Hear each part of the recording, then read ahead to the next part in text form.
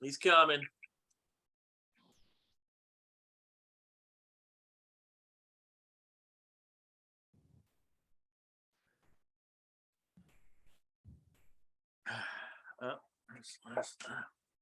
There we are. Hello. Can you hear me? Yeah, how's it going, man? Oh man, I just rushed all the way home going like 20 miles an hour over the speed limit, but I got here. Sweet. We won't tell. Zachariah, it's been a year and a half of waiting. Finally. Yeah. Yep, I am here. Yeah, we were kind of joking about, I asked him, like, when did you first ask them? Long time ago. We're finally here. I hate your name on there, by the way, Dustin. That's why I did it. That's why I did it. He wanted me to change mine too, but I left it.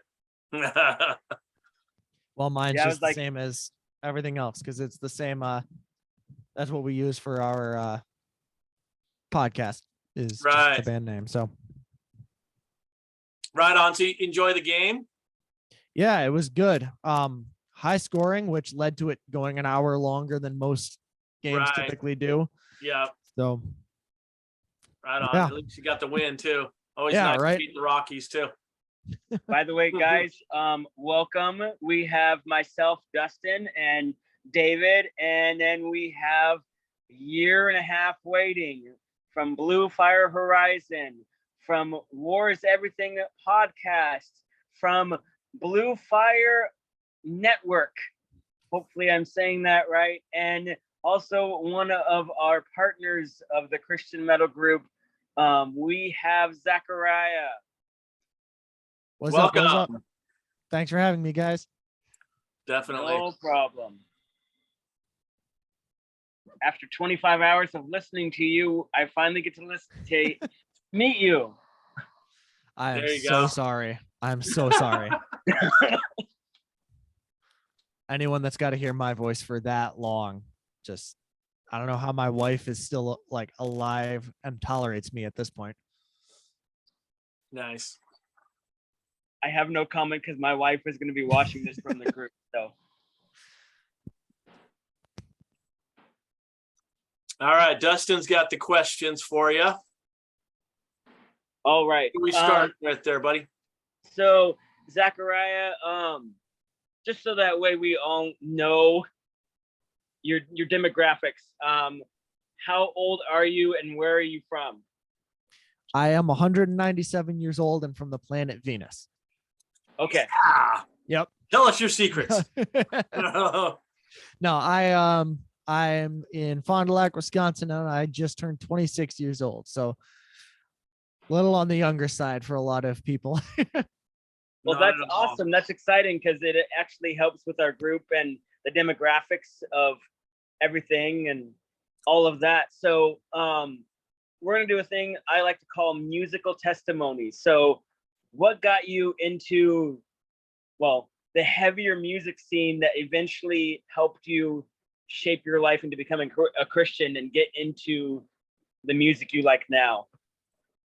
So musically, I grew up in a family that the options for what they listened to was my brothers and my mom all listened to very classic stuff, the Beatles, Bee Gees, disgusting things like that. Anyway. I prefer Old the school Beatles stuff. over the Bee Gees any day, but yeah. Yeah, old school stuff, very classic things, right? And it just never did it for me. It was like whatever, you know. And the other option was my brothers. I couldn't tell you why. We're very much into 90s boy bands. Okay. Oh, Interesting. That was their thing. The Backstreet Boys, NSYNC, stuff like that. Again, never really did it for me. So like I grew up honestly kind of thinking, I don't really like music. It's just meh, you know. I don't enjoy it, you know. And then I must have been like 13 years old and just browsing YouTube. I used to sit at the public library and play games on the computers there and just, you know, go on YouTube and listen to whatever happened to come up. And Hero by Skillet came on. oh, nice. And it was just one of those moments, you know, where like my brain just went, that's amazing. I actually really like this. And over the ensuing, I don't know, 5 to 8 year period, my taste just got progressively heavier and heavier and heavier. You know, I went from Skillet to Disciple, which is a little bit more metal than Skillet, and then started getting into bands like Memphis Mayfire and For Today. And at this point, there's not music heavy enough to truly satisfy me, but you know, it is what it is. Yep, you reached your peak. I totally get that. So, Zachariah, I've heard parts of your testimony on the podcast. David has not heard it, and I don't know if a lot of us in the group has heard it. How did your story, I guess, help you inspire to live love through Jesus and to get into the metal scene? So, I grew up in a Christian family, going to church every Sunday morning, every Wednesday night for worship services, then every Sunday night, Saturday night, stuff like that, constantly. I just grew up in it.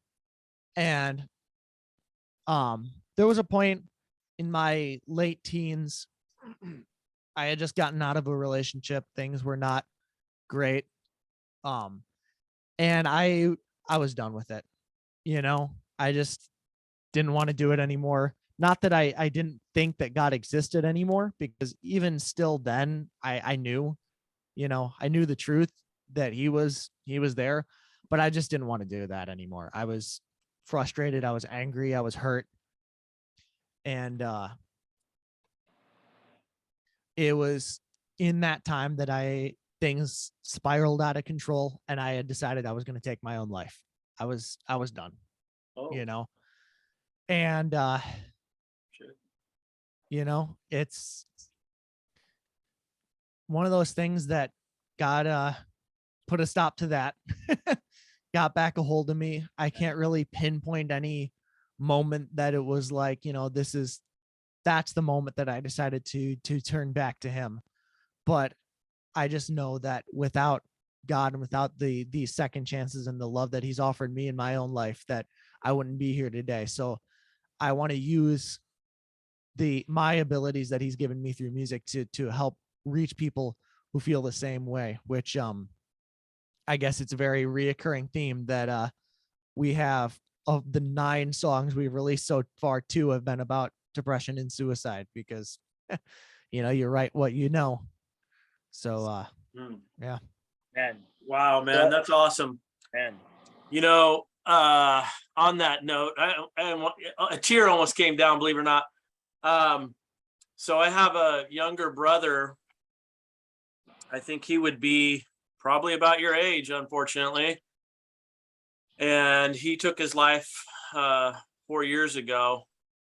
And you never, I mean, yeah, it feels the same it did, you know, the day I found out. And it's just, you go back and say, oh man, I wish I could have did this and that, but you just can't. And it's a hard thing to live with, you know, on this side, of course. So that's awesome, man. I'm glad that God got a hold of you and stopped you from doing that. That's huge. I love it. He didn't tell me anything about that, so that was a shock to me. Awesome. Yeah, it's amazing how many people go through that, you know, the not necessarily attempting or taking their own life, but just the struggle of it, you know, the suicidal thoughts, the depression. It's a lot more people than what you would think. And you know, it's tough. And I'm had the privilege and honor of talking to a lot of people who have gone through the same, just through releasing Where Agony Ends and Graveyard of Hope, the 2 songs I was saying. You know, I've had a ton of people just reach out to me and be like, man, that hit me right there, you know, like. I just want to say thank you for that too, man. Like, I've gone through that myself, and like Graveyard of Hope is amazing because it's so biblical, because I've shown it to so many people and they read the lyrics and they're like, how is this like worship music? And I'm like, what does the Bible say? Give the Holy Spirit moans, groans, like he will understand. And it's like people do not understand it, and it's like this is why we're here as a Christian metal group and as Christians, to help others realize that they're not alone. Because like you said, Zachariah, a lot of people go through that in the Christian scene and the non-Christian. It's crazy. Indeed. So Zachariah, I got to ask you, because we are Christian metal, we discuss metal here. I know that you have a huge liking for impending doom. So yes. Okay, good. I was worried you were going a different direction with that. I thought he was too, actually. Not yet. I'm not there yet. What kind of chills can you describe when you hear them? See, I love super heavy, just chuggy stuff. You know, I don't need super technical. I don't need anything crazy. I just want breakdowns and chugs and just low guttural vocals. That's what makes me happy. So like the Death Will Reign until now, Impending Doom 2013 until now, like, oh man, that just gets me going. You know, that's right up my alley for what I love. So yeah, I totally get that. I think there's something wrong with people if they don't like Impending Doom and they like heavy music, in my opinion. You know, for so long, I almost looked down on people that didn't like that style of music. 'Cause I'm like, how can you not? It's like the greatest thing ever, you know? And I think that just in the last few years, not just in that area, I've found myself calming down in a lot of areas, you know, and not being so annoyed with people over some things. And that's one of them. I don't really care what you listen to as long as you don't listen to country. That's, you know. Amen. Sorry, country fans. We're not with you on that too. We share. I'm not sorry. Oh, maybe Dustin might like a little country. I don't know. Do you? The countryest I would go is Johnny Cash. Okay, that's Johnny okay. Cash cool. He gets a pass. That's classic. Sure. He's a classic. I can put up with some Johnny Cash. Yeah. But Zachariah, I do have to let you know, we are recording. This will be in the group. We all know how you feel about Striper and Bride. So don't be lying. That's where I thought you were going with the Impending Doom question. The other one, yeah. Can I just skip over this one so I don't like turn half of the Christian metal group against me? Yeah, that's fine. You can skip that's over right. it. You got plenty of people that are sharing your views too. I'm well known for disliking Striper, and some of the members of Bride, I find that their theology is quite terrible. And I'm not going to go too far into that because I don't need Dale Thompson breathing down my neck. True. But musically, what is it that you don't like musically? Yeah. Musically, I honestly have not listened to enough Bride to have an opinion. All I know is there it is. I've seen enough of Dale Thompson talking or heard enough of him talking or whatever to say I don't want anything to do with that band. Yeah, you know what? Come at me, Dale. Come at me. I don't care.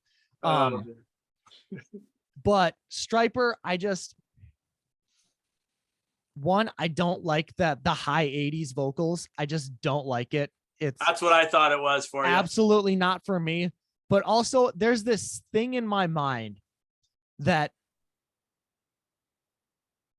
makes me not want to call them metal. And here is why. Is that there are bands. Is Skillet metal? Answer that question quick. No, we've all come to agree that they are hard rock, Christian hard rock. Sure. You know, but to my ears, Skillet is heavier than Striper. So why is Striper metal but not Skillet? And you get what I'm saying? So like there's something in my head that's like they don't even count as metal. They're just not, they're too soft to be metal. You know, there's something about it. And I don't know. You're not the only one, dude. But although now I'm gonna find some heavy songs and send them to you. All right. Bet. I love to prove I love to like change people's minds. So I'll be on the case. Go for it. Go for it. And the last thing with Striper, you know, it's a good thing. We need band. Depending on how you look at it, it's a good thing. But I feel like lyrically, they're more milk than solid food. To refer back to Paul, you know, young Christians that need milk, not solid food. I'm not super familiar with everything Striper has done because like I said, I've never really liked them. So outside of hearing them here and there, it's like, you know, but I've never heard anything from them that really made me think, you know? And so we do definitely need Christian metal bands for the young believers that, you know, aren't super solid in their faith. And that's, you know, so it's not a knock against them necessarily, but at the same time, I do like having bands that kind of make me think, you know. I love bands like Wolves at the Gate and For Today because like they actually have some good meat to their songs, which I don't know. In my experience, Striper's a little lacking in that department. So they just don't. I could really see do it that. for me. I could see that. Yeah. It's not. It's kind of like modern worship, and not a lot of meat in those songs either anymore. Don't get okay. If you keep getting me going on things I don't like, I'm gonna sit here and talk. Yeah, let's not get into modern hours. worship. But I could see that. I could see that. Yeah. So I've never once tried to say that they're not good musicians because they are. It's nothing like that. It's just there are things about it that just aren't for me, you know? Yeah. It's definitely not for everybody. So moving forward, Zachariah, I know we are all dying to hear it. Like your vocal style. Did you ever get any training for that besides Christian from Diamonds to Dust? Nope. Nothing. I think you could say I got lucky. As a teenager, I heard, like I said, I progressively got into heavier and heavier stuff and heard some of the harsh vocals in there. And I was like, I want to do that. So I just like taught myself how to do it.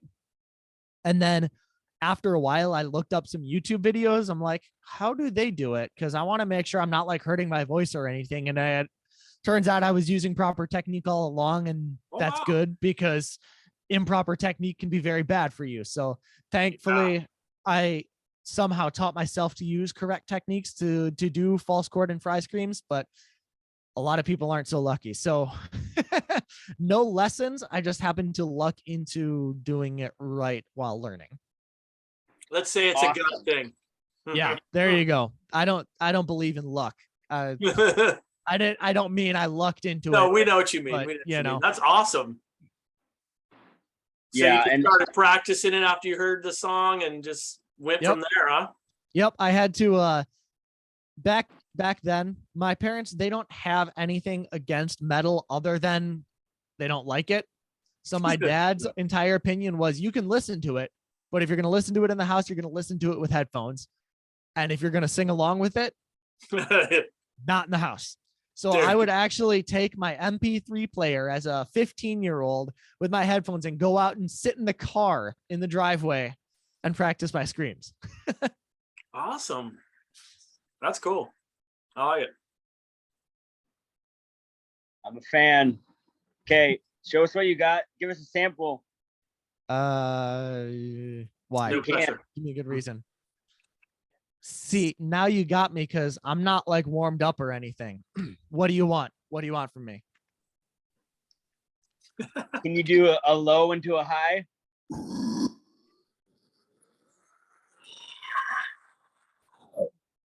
That's what I got. Is that good enough for you?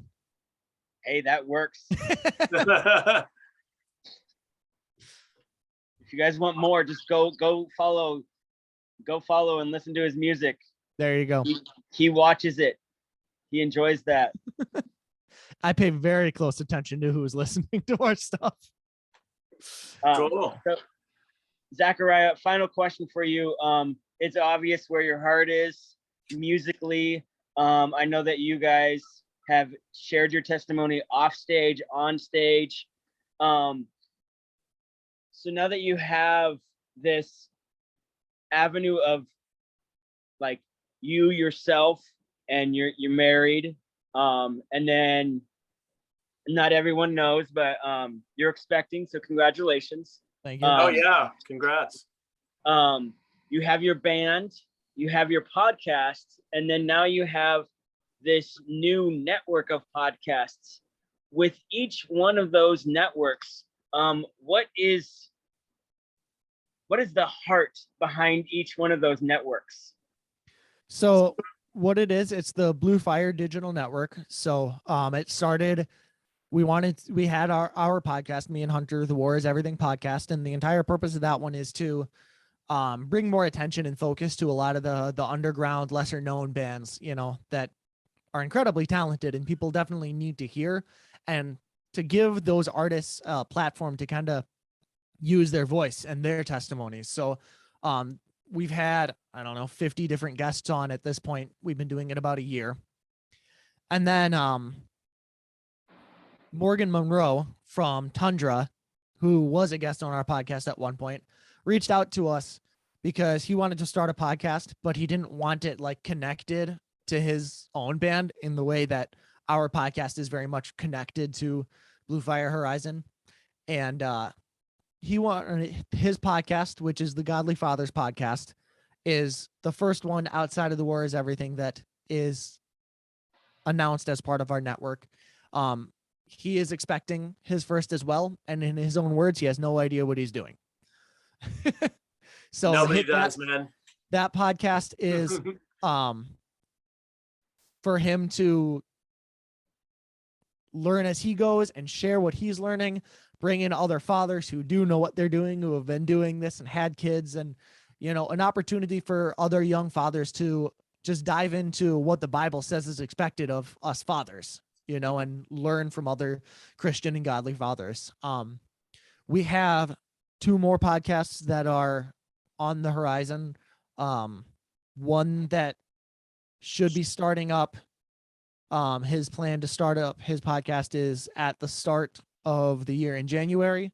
And then there's no official start date on the other one, still kind of workshopping exactly what he wants to do with that podcast. But in the end, all what it is that we want to create a network where if you want to learn about the Christian walk, about any aspects of it,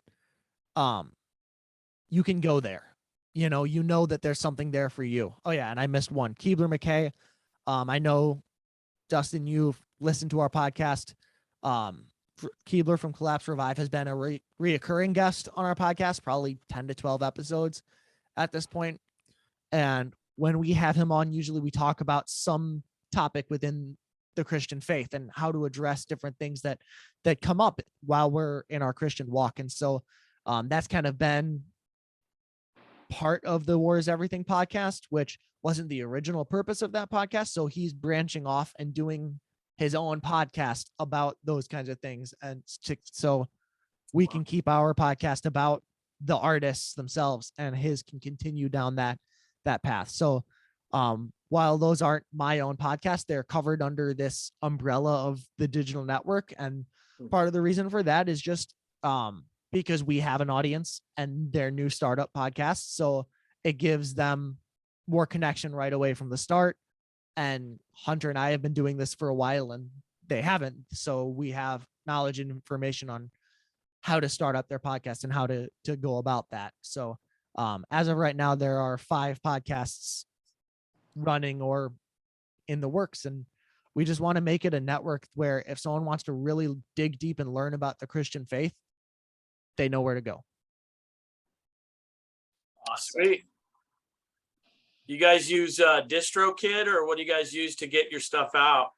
The music or the podcast? Just your podcasts on all the streaming. We use anchor.fm. That's okay, cool. The most common. Nice. DistroKid is just for music. They don't do podcasts. Oh, I thought they were doing videos now. No, I don't. Not to my knowledge, but okay. We do use DistroKid to upload our music. Nice. So, do you have any more questions, Dustin? I have one more. Okay, go for it. So Zachariah, you guys' band, I know that the podcast listeners know that all of the guys are jazz trained and you guys have interesting training, but what is, like you mentioned your inspirations and what you like and what obviously you don't like. As a band, what is your guys' inspirations before certain members came and some of the members left? Like, what is your guys' inspirations musically, like when you started as to now? So originally, we'll just go through the entire history really quick. It was started by myself and a friend from work. He was a drummer, and it was just kind of, hey, let's sit together, jam a little bit, have some fun. It wasn't even intended to be, a band. Just let's get together and jam and have some fun in my basement, And then shortly after that, so his name was Anthony. Shortly after that, we posted on Facebook like, hey, anyone want to like come join us? We've got a guitarist / vocalist and a drummer. Like, let's, add on to this. So our old guitarist Keegan came along and joined us that way. And then a friend Micah from my church hopped on bass. So there was the original 4. And then eventually Anthony and Micah both just went their separate ways. Didn't really work for them. And Keegan and I wrote the original Down with Leviathan EP, just the 2 of us. And then in the process of that releasing is when Rock joined us as our drummer and Hunter as our guitarist. But the EP was written musically completely by Keegan. Outside of the guitar solo that you hear in Prosperity, that was Hunter's doing. But his biggest influence was definitely Killswitch Engage. He's a huge Killswitch fan, and a lot of people, even without being told that, hear those influences in the original EP. So shortly after that was released, Maddie joined us as our bassist. And in February of last year, Keegan parted ways, moved down to Texas. So he's no longer with the group. And so now it's myself, Rock, Hunter, and Maddie. And now I really couldn't say what our influences are, because it's just so all over the Everywhere. place. Yeah. This album that we're coming out with this fall, no official release date yet. It is fully recorded on our end. It's just a matter of when it gets done mixing and mastering, and that just takes time. Making good mixes and stuff just takes time. Right.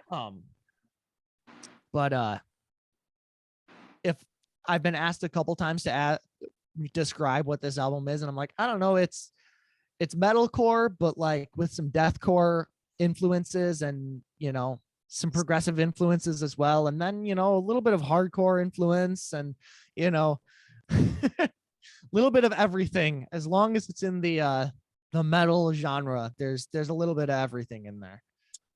Nice.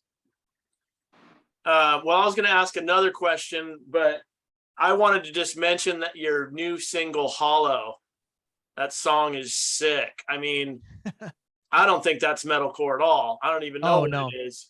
That's where it's awesome. And if that's an indicator of the rest of the album, dude, you guys are on it. So we have released 4 singles off of this album. Yeah. Everything that we've released since the Down with Leviathan EP will be on the album. Graveyard of Hope and Where Agony Ends are being remixed.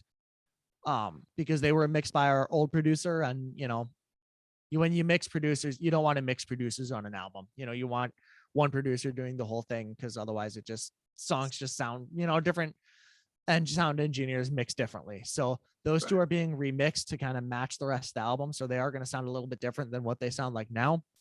But then Crowns and The Hollow are most recently released then, and those are on the album as well. I will say that like the release schedule and the songs that get released, that's my decision making. with input from the band, of course. Yeah. But I chose those ones because I know that you're not going to be able to know where the album's headed with those 4 songs. Oh, nice. I could have Okay, released I got songs you. that Yep. sound, in the same vein, but no, I picked those 4 because they're just different. They're all different from each other, and I love it. Yeah. But yeah, I would say The Hollow, it's definitely not metalcore. That's that, deathcore influence. I'd call it like a melodic deathcore sound. Nice. So, okay, how about you personally? What bands are you?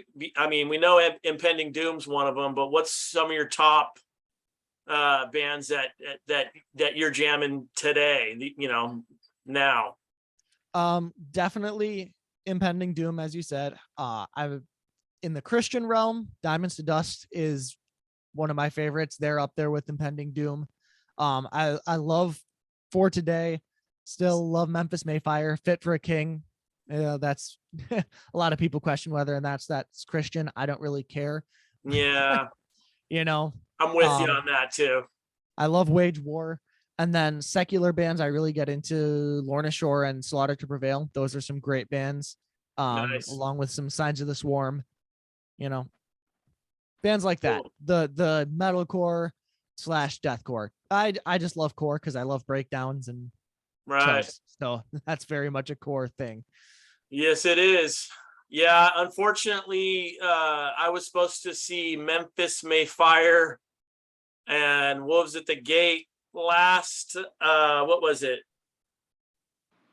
Thursday. Is that the one they canceled? No, it wasn't Thursday. It was just last week. I forget the date, but they in Berkeley, they canceled it. The only show they canceled is mine.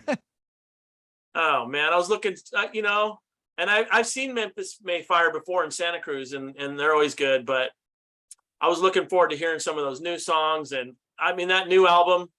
I don't care what anybody says. I'm in love with the new album. And those songs, they speak to me. They're awesome. I enjoyed it. Not as much as I think peak Memphis Mayfire was Challenger and Unconditional. Those two albums, like 2012 and to 2015, I think. That was like peak Memphis Mayfire, and they really took a nosedive with Broken. I couldn't stand that album. I didn't like any of it. But I think this album kind of met in the middle of Broken and that peak. So they had a few songs that I really liked, and then a few that were just kind of meh for me. But it was definitely give it a few more spins. There's some more good ones on there, I think. it was better than what I was anticipating, because I was so unhappy with Broken when they released that. Like, I did not like any of it. So, I was just like, well, they went soft now, because that was basically a rock album. That wasn't even metal, So like, I was like, well, they went soft. I'm not interested anymore. So like, they surprised me. I think Blood and Water was the best song on the album. So they released that, and then it kind of went a little bit downhill from there, because they released the best song first. But either way, the album was like a solid 7 out of 10 for me. I enjoyed it. I think lyrically, some of it's hitting home too. That's why I may enjoy it a little more too, because I'm kind of like on board and feeling it. I feel you. I get you. Yeah. You know what? That's the funny thing about music, how it hits us and when, and the timing. I mean, there's so many variables that can even change your mind about it. And you listen to it 20 years later, like, oh man, this is awesome. That happened to me. Well, obviously you got some time for that, but I was going to say, I don't think there's anything that I've listened to from 20 years ago. 7 years. That I was like, 7 years old, you were doing so different than it did Einstein or something.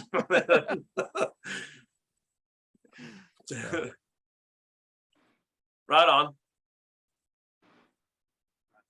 Dustin.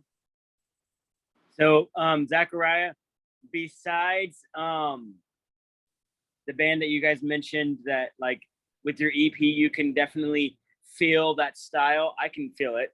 So that way people don't have to do it themselves in the group, because we all know that question is mentioned at least 20 times a day. Who sounds like this band? who sounds like that band, of the Christian version of it or the non-Christian.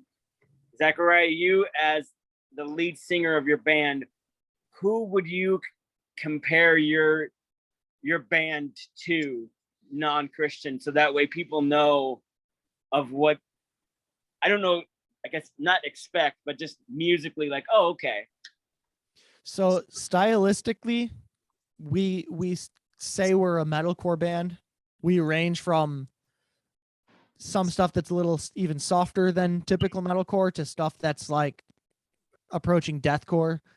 But 70% of our stuff is what you would consider metalcore. So I would say we're a melodic metalcore band in the vein of like Wage War or Fit for a King. Yeah, that metalcore sound. I'm honestly not super familiar with a lot of secular metalcore bands, and the reason for that is that I felt, up until a couple of years ago, I felt very convicted listening to secular music, and I really didn't listen to secular music. That's something that in the last few years hasn't bothered me, so I listen to secular music now. But by the time I got to that point, I was more into deathcore than metalcore, so I haven't really stopped to listen to a bunch of secular metalcore bands. But yeah, if you enjoy melodic metalcore bands like Wage War, Fit for a King, Phineas, bands like that, you should enjoy our stuff. Anything from 2014 on. There you go. Is that what it is? Nice. Right on. Well, yeah, I had that time too where I was only listening to Christian music, and I felt it was appropriate. I mean, I actually took all my secular CDs when I became a Christian and sold them all. So, I mean, I think that was necessary for that time in my life. And now I am listening to secular music and stuff, but no judgment whatsoever if somebody only wants to listen to Christian music. I mean, it's if you think that's better for you, then do it. I mean, yeah, I mean, we get a lot of weird discussions about that in our group too, you see, but I always say just follow the Spirit's conviction, because the Spirit knows a lot more than you do. There was even a time that it was the weirdest thing, because there is no question that Demon Hunter is a Christian band. You look at their lyrics, they're definitely a Christian band. But there was a point where I was listening to basically just Christian music, and I felt convicted listening to Demon Hunter. I don't know why. It was one of those that it was just weighing heavily on me, and I don't know why it was. So that was back when I had my old MP3 player. I deleted all of my Demon Hunter stuff off of it and didn't listen to it. And then like a few months later, I just like, it popped in my head, like, you can listen to it now. Like, it's fine. So I don't know what it was in that like 3 months that, the Spirit was telling me don't listen to it. I have no idea, but I just know that like I felt convicted listening to it. And then a few months later, that conviction was gone, and now I still enjoy Demon Hunter to this day. So like, just follow the Spirit's guidance in what you listen to and what you're allowing to influence you. Definitely. I would say there are certainly some bands that regardless you as a Christian should avoid. And if you're not convicted listening to some of it, you might have a problem. Because there are certainly some real nasty bands out there that you as a Christian shouldn't have in your life and really don't need in your life. Most definitely. Dude, even in the pop world, I hate to say. But anyways, yeah, dude. So what do you think of the new Demon Hunter singles that we've heard?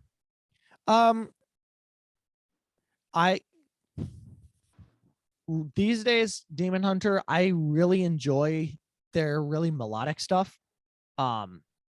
So like Freedom is Dead, that was kind of for me. I wasn't quite my thing. What was the one that they just recently released? It was a lot more melodic than Defense Mechanism. Really, yeah. Was that it? Yeah, because there was one that was a little slower before that too. I forget that one. Yeah, because the last two that they released, I listened to a couple times. So I'm like, yeah, this is good stuff, but like I said, Freedom is Dead wasn't really for me, but the other couple have been. I'd like those. Right on. Yeah, if So you like is them, it- Zachariah, you got to check out Training for Utopia, which is them before. The Clark brothers, yeah. Yeah, them before they got the drummer from a ska band.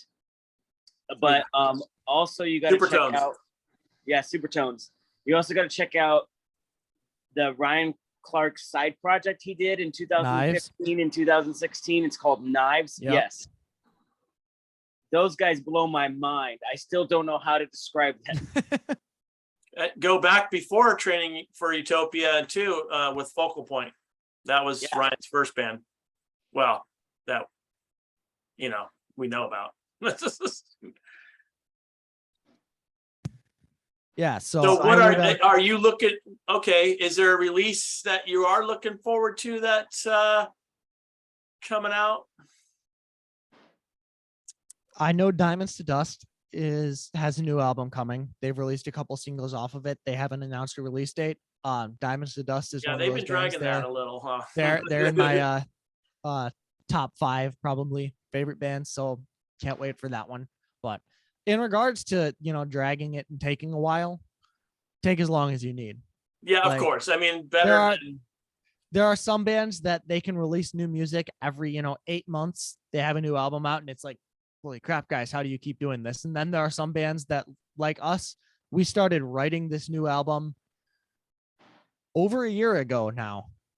We started writing it, and we've been writing and adding and raising funds and stuff. And by the time that we actually release it, it'll have been a year and a half in the making. And there are some bands that take even longer than that, and as a fan, you want the music now, you want it right away. Like, I want new music, but you can't rush it. It is what it is. Everyone is every band, every artist is in a different place. Like, time wise, they can only commit so much time to it. I know, like our drummer Rock, he works 50 some hours a week, sometimes more, and there are people that, work full time. And then there are people that the band is their full time. And, then there's money, and, it's not cheap. Money. It's not, the it's money not free. part. It's not easy. It's not cheap. It's, so every band I know as an artist, and from talking with other artists, they want to get you the music. They want to get it to you as soon as possible. It just all depends on their situation. So, like, this isn't necessarily to you two. This is to every person that listens to it. Don't rush your favorite bands. Don't rush them. They'll get you the music as soon as they can, because trust me, like I said, it's looking like fall when we're going to release this album. We wanted to be able to release it in July, which it's July right now. We wanted to be able to release it 3 weeks ago. That's the date we were shooting for, was July 8th. That's what we wanted. That was our goal. Like, we want to every artist wants to get you the music as soon as possible. Yeah. And it's hard to do sometimes. Understandable. I'll stop crying. Speaking on that, Zachariah, where can, besides the podcast network and the metal group, where can we find you guys? How easy are you guys to talk to? Like, can we message you? Like, where can we find you guys? So, Facebook page and Instagram page, Blue Fire Horizon. Our email is bluefirehorizonband@gmail.com. You can look us up on our website, bluefirehorizon.com. My name is Zachariah Turnage on Facebook. If you just look me up and you want to message me personally, go ahead. I have said that on the podcast before. Just feel free to shoot me a message.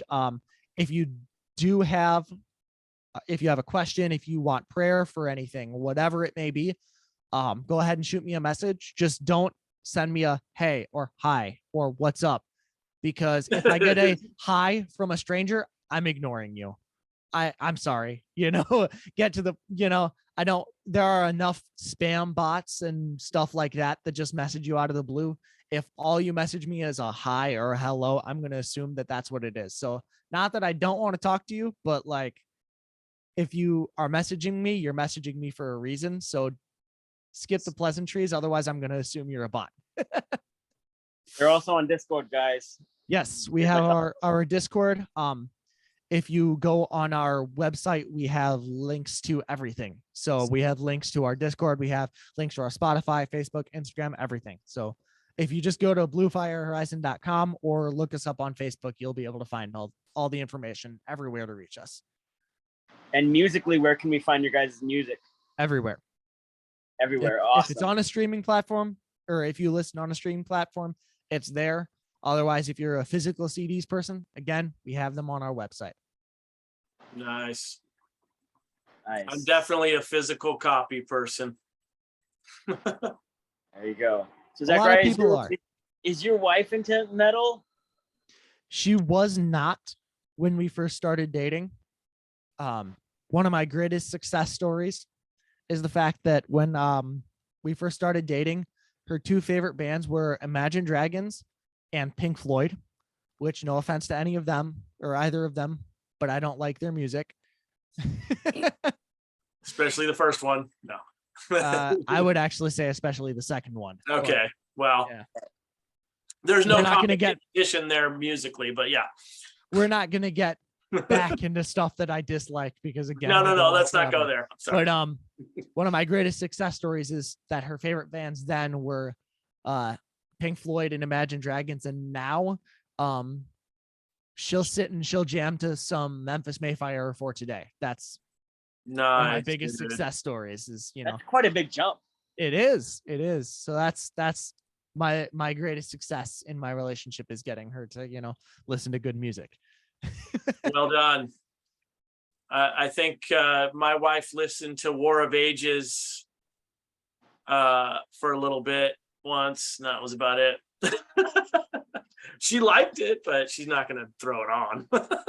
Generally, my wife has turned more into she'll listen to Memphis Mayfire or For Today, but her wheelhouse, she loves Skillet and 1,000-Foot Crutch. So acceptable, still heavy. Definitely. It's That acceptable. Yep. I got my wife. She likes the instrumental of Becoming Archetypes, How Great Thou Art. She really likes that. Okay. Okay. Becoming the Archetype. They made waves recently. Yes. I think our drummer was going to have a brain aneurysm from being too excited when he heard the news that Becoming the Archetype was back together. Yeah, I think a lot of people did. Yeah. Did you guys ever check out the Wisdom and Wages from them that they released? The other sing recently? It was last year, maybe 2 years ago. They haven't released. They haven't released anything. Jason Wisdom. Are you talking about Death Therapy or something under Jason Wisdom's name? Because Becoming the Archetype hasn't been together since 2014. Yeah, they haven't done anything. It was what I know of. It was Jason Wisdom, and then I can't remember his first name, but it was Wages. So that's where they came from, Wisdom and Wages. Okay. Oh, that was something different. That was a little project. Yeah. I was gonna say it's got to be another Jason Wisdom. That was a project. Yeah, that wasn't Becoming the Arctic. Yeah, Jason Wisdom actually was sleeping in this room 2 weeks ago. He was up No here way. playing Life Fest with Death Therapy, and there's cool. Life Fest is a festival 25 minutes from my house, so he was looking for a place to stay, and I'm like, dude, I got a spare bedroom. This is actually our music studio. If you can see back there, that's a bunch of soundproofing and stuff. So, nice. Yeah, this room right here is where all the magic happens. I've got to my right, I have a closet that has been turned into my vocal booth. So that's where the entire new album has been recorded. Nice. There's a joke there, but I'll leave it alone. I know what joke you're talking about. It's okay. So Zachariah, since we're talking about the Christian metal group and all that, have you found a group recently that a lot of people may not know? You haven't mentioned it on the podcast yet, and you're just hey, you guys need to check these guys out. They're blowing my mind right now. So that's the thing is, does it have to be a Christian band that I'm talking about? Well, I was just saying anybody in the group, because we mentioned Memphis Mayfire already. Maybe somebody that people don't know that are in the group. Oh, I get you. Let's see. I know if anyone knows the band DAV, all it is just an acronym, DAV. they're a local Wisconsin band. They're like a hard rock, maybe venturing into metal. But they just released a cover of the song Better Is One Day. That really good, probably their best work. I thoroughly enjoyed it, and it might be the nostalgia factor of, you know, that song. Otherwise, it took me a long time to get into them.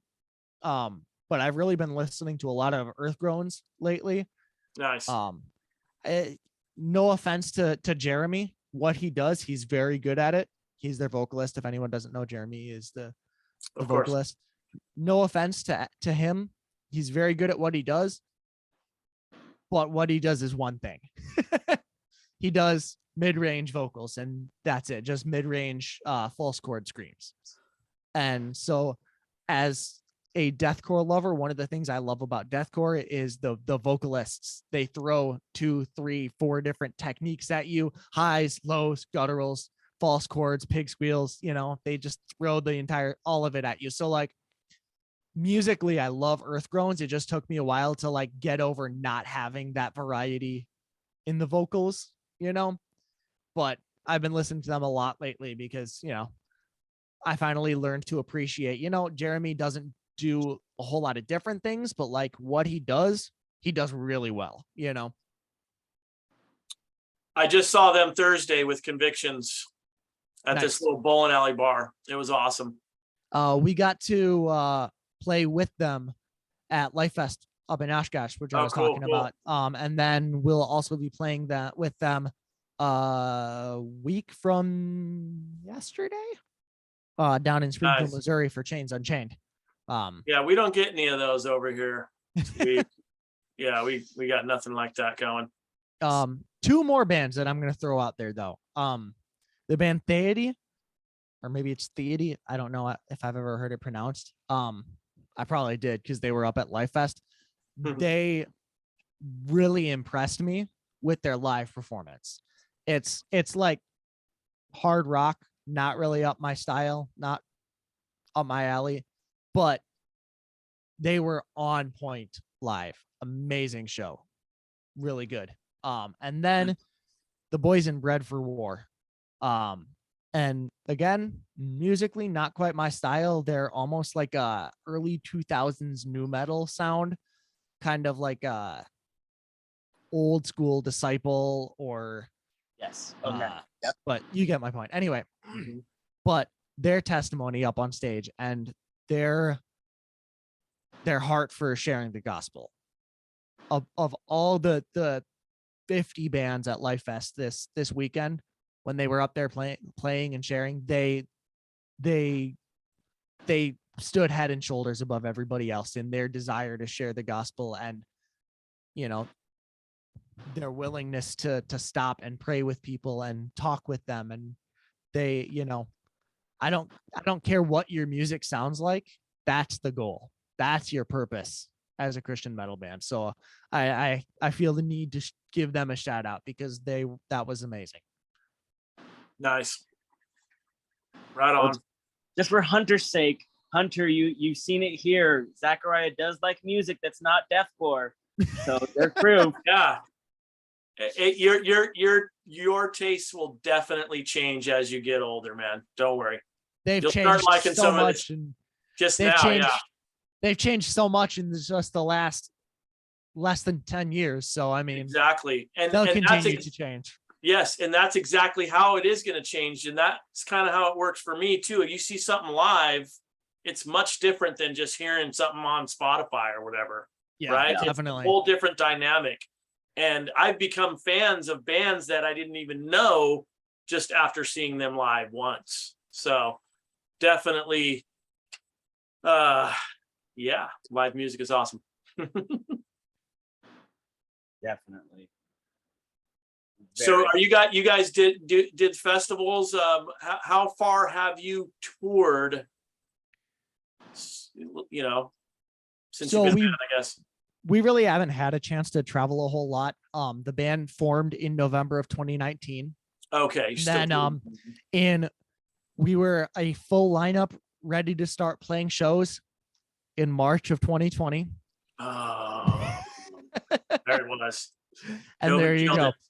Then since then, just with work schedules, right now we're not at the point where financially we're able to take the time off work. And, not that we don't want to travel, but right now, if we were to go out and play shows, we don't pull in enough of a crowd to really make it financially viable to go out and travel so much. Yeah. Right now we're really working on building up an application for more festivals next summer, because festivals they're just different. More you're basically guaranteed an audience. It might not be a huge audience, but you know that there will be people there, Yeah.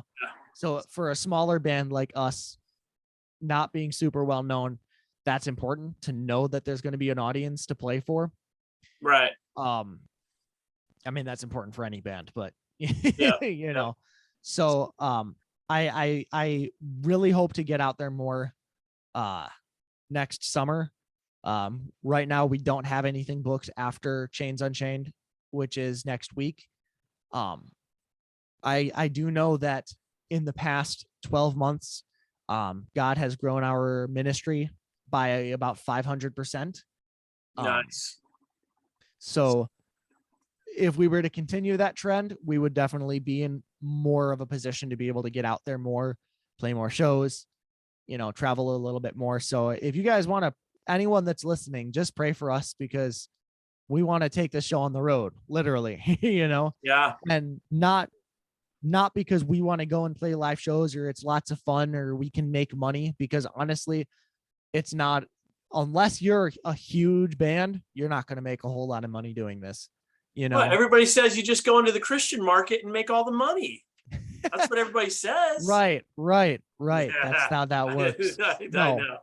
but we just want to have the opportunity to put the gospel in front of as many ears as possible.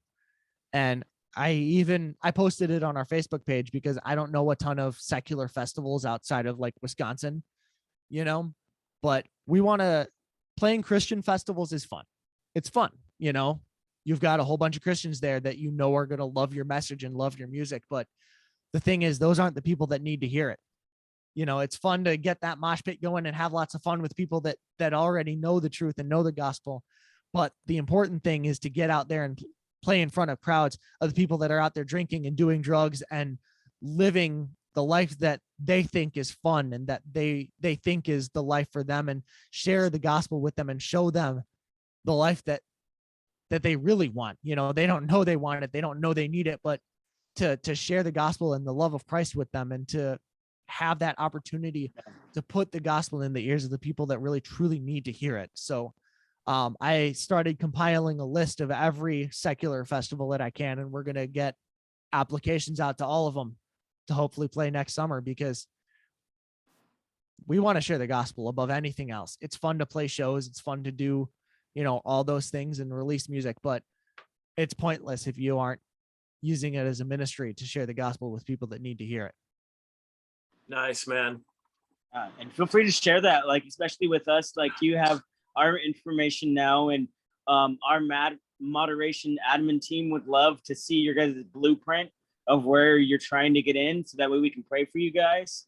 Because I know some of that stuff you maybe not want to share with the group, but with us admins and mods, we pray for you guys. We pray for all the groups, not together, because we all have different time zones, like Africa and Australia, and some of us Canada and here and everything. But like, we would gladly pray for you guys as much as possible. Me and David are here anytime that you guys want to talk, because I know that you guys, Zachariah, tell that to everybody, but we're here for you guys as well, because you guys, 4 years, that's insane.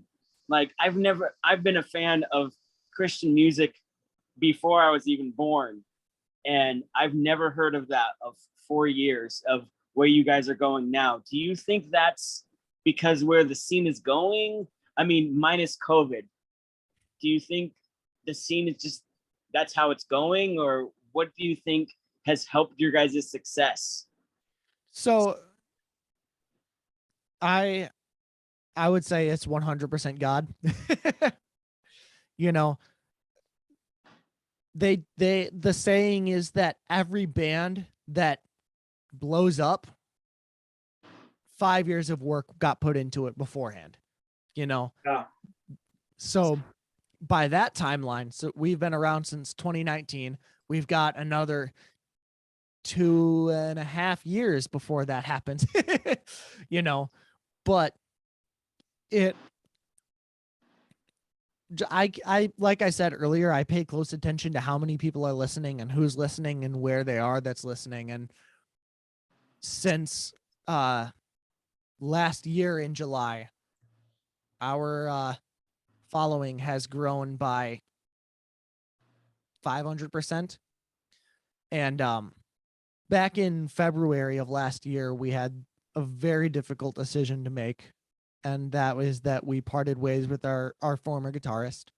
I'm not gonna say anything about that other than it was an incredibly difficult decision that just we came to a crossroads and had to split ways. And we all prayed about it, and it was, in the end, we felt like that's what God was telling us to do. And again, it's no offense to Keegan, because honestly, he's a great guy, you know, but in making that decision that none of us wanted to make, but we knew that God was telling us to make, since then, our listenership, our following has grown by almost 1,000%. Wow. So, you know, it's one of those things that when you follow God's leading and follow the Spirit telling you, hey, this is what's got to be done, you know, and it's not always going to be a decision like that, but you know, you step out in faith and do what God is telling you to do, you know, the rewards follow. And it may not be the rewards you expect. It may not be more of a following. And we as a band have said it before, if we spend 20 years as a group, you know, I'm in my 50s and still doing this, and we're playing shows across the US and touring full time and writing albums, and we're 10 albums deep and, you know, all those things. And we're playing in front of hundreds of thousands of people. That's amazing, because you know what? That's hundreds of thousands of people that we can minister to and share the gospel with. But if we spend 20 years putting thousands of dollars into making music and sharing our music and all those things, and we never leave the state of Wisconsin, and we play shows at local bars for the next 20 years, and there's one person 15 years from now standing in the back of the bar that hears the gospel for the first time and makes the decision to turn their life over to Christ, guess what? That's all worth it. Even if we spend $20,000 over the next 20 years and that's what we get out of it, all of heaven rejoices over just one sinner who repents. You know, you can't put a price tag on that. There's, you know, if that's what God leads us to, that's what he leads us to. So, you know, the measurable success by statistics, by streams, by albums sold, that's all great, but you can't measure the impact that you have on the kingdom. And, you know, it's great to hear testimonies of people that have told me, you know, the ways that our music has touched them. And it's like, you know, every cent that we've spent on the music, it's all worth it to be able to hear the impact that God has had on people's lives through our music. Amen. Dang, bro. You're pretty mature for your age, I'll tell you that. And when you were talking about the festivals and preaching from the stage and all that, I wanted to say something earlier, but Dustin kind of beat me to it. But dude, I could see the fire in you, bro. I mean, even through Zoom, you wouldn't think it could happen, but I could see the windows of your soul. I'm not joking. You got fire, bro. And I want to give you props for that. And maintain that fire, bro, because so many things can drown it out, even when you're doing what you think you're supposed to be doing for God. So that's just my advice to you, bro. You know, keep strong and stay in the word and keep that fire going, man, because that's gonna take you where you want to go, and where you want to go is where God wants to go. And that's why I think you guys will be successful. You know, the first couple shows we ever played were at Christian venues in front of Christian people. And I don't know, maybe there were a couple unsaved people there. I don't know, but they were at Christian venues. So you can assume that most of the people there at least are Christians. And, you know, it's easy to share the gospel from there when you know, oh, there might be a couple people that need to hear it. But like the majority of the people are going to like cheer you on and support you in that. And Right. the first show we ever played at a secular venue, you know, the numbers are flipped. There might be a couple people there who are Christians and, you know, but most of the people there aren't going to be. It's, you know, it's a local bar, you know, most of the people that are going to be there on a Saturday night probably aren't Christians. And so I was super nervous because I had made the decision that no matter where we're playing and who we're playing from, 30 seconds, I will spend at least 30 seconds to share the love of Christ with these people.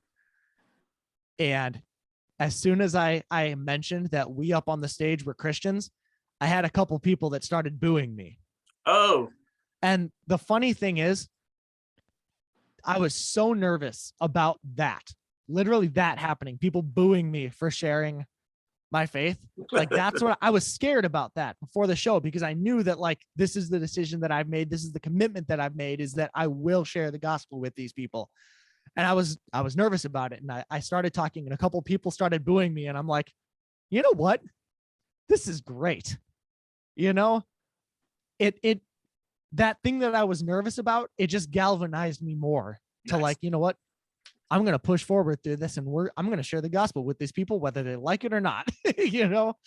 So like that courage. And I know it's a God thing, because a lot of people, they get nervous about sharing the gospel with people, nervous about sharing it with their friends and how people are going to react to them. And like, how are these people going to look at me? And, you know, they might not be my friend anymore. They might not like me. And you know what?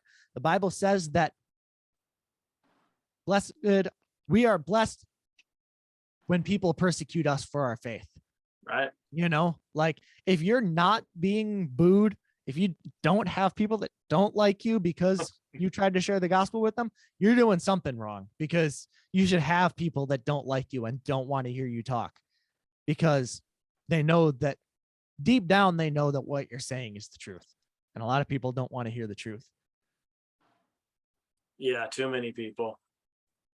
I just want to say, like, I really like that you guys understand it's a ministry, and in doing so, you take your time to practice as a band. You're not just like, oh, let's jam and also tell people about Jesus. It's like, no, we need to be perfect as what we see is perfect. We need to practice. We need to do things. I need to try to train my vocals to be better. But you also understand that where Jesus would be coming from. Like, yeah, it's like you said, it's amazing to be at Christian festivals, but it's also like more exciting to play in a bar, because that excitement of them booing you is just like, thank you, Jesus. I needed that. I needed really to hear that, to understand why I'm here today. And because I'm sure you guys are all human, and it's just sometimes hard to forget, but like, I've heard it on the podcast from you guys. I've heard it from other people. They're like, oh, Christian metal, they're not skilled. And I'm like, here, let me show you these guys. Let me show you Mortification. Let me show you some Blue Fire. And then they're like, oh, these guys are so good. And I'm like, yeah, those guys are Christian. And they're like, what? You know, yeah, what you were saying too, like if all we did was sit and play at Christian festivals and in Christian venues and in front of Christians all the time, that's like if Jesus had sat and taught his disciples 24/7. Like, Yeah. you know, he spent time with the prostitutes and the sinners and the tax collectors. He ate with them, not because he supported their sinful decisions, which a lot of people are like, well, Jesus ate with sinners and all that stuff, so like it's okay. No, it's not that he was supporting them in their sin, but because he knew that the message he had was not for his disciples, because they knew the truth. They knew who he was. The message he had was for the sick, the needy, the people that needed to hear it. And so, you know, he definitely, I'm sure Jesus sat and he taught his disciples, you know, they were with him all the time. He taught his disciples. He helped them learn and grow and encourage them. But at the same time, he didn't spend all his time with his disciples. He spent time preaching in front of thousands of people that needed to hear his message. So we need to do the same. You know, I think too many Christian bands take the easy route, and I'm not going to name any names or anything, but like there are a lot of Christian bands that play at Christian festivals and Christian venues, and that's where they play, you know, because that's who wants to hear them. But at the same time, those aren't the ears that your music needs to fall on. You know, you should push harder to get into secular shows and secular venues and secular venues than you do to get into Christian shows and venues. Yeah, growing up, I always saw it as a cool thing, because I was like, what you were saying, I agree with you 100,000 million% of, yes, it's not, Christian shows aren't bad. I see more a Christian show as like, we've been touring for 15 months in bars and in other arenas, and now we're at a Christian show, so now you guys can pray for us. It's a break, but this is where we are. This is where we've come from. Oh, thank you for that prayer. We appreciate that. Now we're going to go back into the mission field. And it's so interesting, like you were saying, because so many people, not to name any names, like you said, just music lovers, and some of them are in our group, some of them are in other groups. They shut down immediately when people are like, hey, this band, Slipknot, for example, is there anyone that sounds Christian like them? And so many people are like, oh, you can't listen to that. Why are you even asking that? And it's like, hey, I understand that makes you stumble. I get that. But like you were saying with Jesus, it's like, if that makes you stumble, then don't respond. But there's some of us that listen to that music, so that way we know, like with me and David, we listen to the non-Christian music, so that way when someone asks, we're like, hey, listen to these guys. If you like Whitechapel, you'll like these guys. Like, that's how I view it. Is it's a ministry. Like, you guys do your thing as a band, but then us as fans, if we call ourselves Christian metalheads, we are called to a mission field that we ourselves, like you were saying, the other bands need to stand up.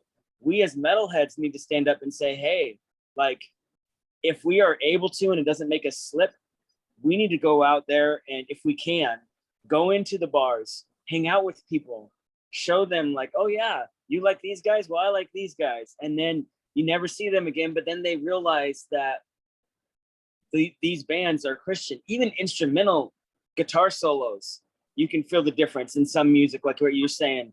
And it's just phenomenal how the scene is completely different, and people don't realize that, like, you guys are battling every day as a band. Like, you guys are trying to make it, but in the end, you don't care about that. It's the ministry field, which is amazing. You know, I don't want to like run too long here, but I got a little to add to that. Is that, you know, we'll make this a two-parter. Okay. As a band, you know, I'll use an example. Hunter and I went down to Madison back in October and saw Disciple play. And at that show, Kevin Young spent like 30 minutes preaching. At least it felt like it, you know, and that's a good thing. And after that, he, you know, did the whole, you know, close your eyes, because, you know, some people are uncomfortable with it. And he's like, if you want to make a decision to follow Christ here today, raise your hand. And he said, you know, I take him at his word that 6 people raised their hands. So he met with them backstage and, you know, talked to them. But the thing is, even if Blue Fire Horizon played in front of 100,000 people and 50,000 of those people made the decision that day that they wanted to follow Christ, guess what? We're probably not going to see those people again. If we do, it's going to be, you know, at another show a year from now. More important than us, you know, sharing the gospel and sharing the truth so that they can hear the truth and they can make that decision. We need other Christians to come around those people, to mentor them, to be there for them, because we're not able to, you know, not reasonably, you know. So as important as it is for someone to share that gospel and plant that seed, it's just as important for, you know, you guys live out in California, right? Yes. No, yeah, no, I'm in California. He's in Oregon. Okay.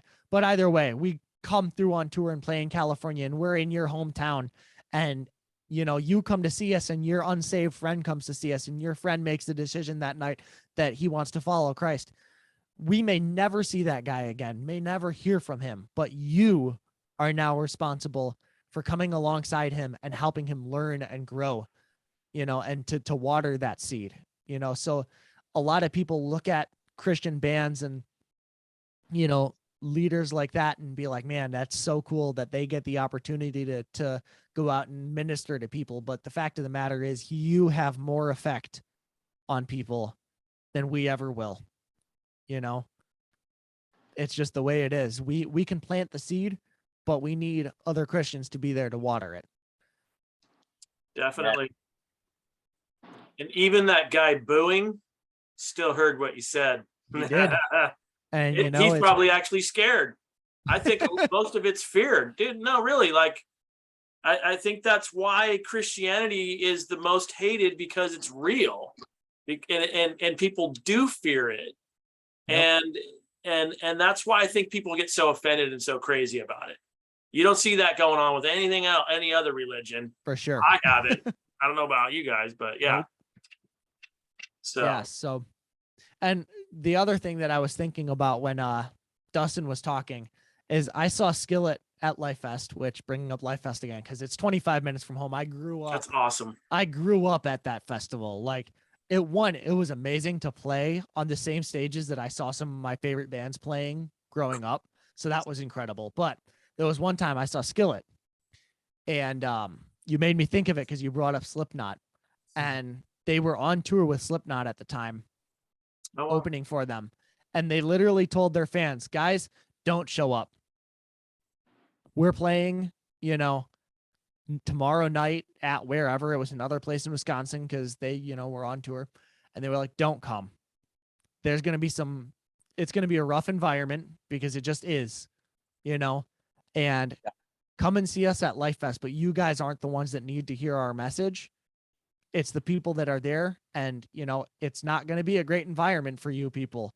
So, you know, but it's our job to go out where it's darkest and preach the gospel. So if they knew the environment was going to be that bad, that's like walking into a battlefield, you know? Yeah. And I think that's just cool. It's one of those things that stuck with me, is like, they feel like the environment is so bad. They don't want the people that don't need to hear what they say to be there because they don't want to risk anything, you know, but they're going to the darkest places there are to share the gospel, you know?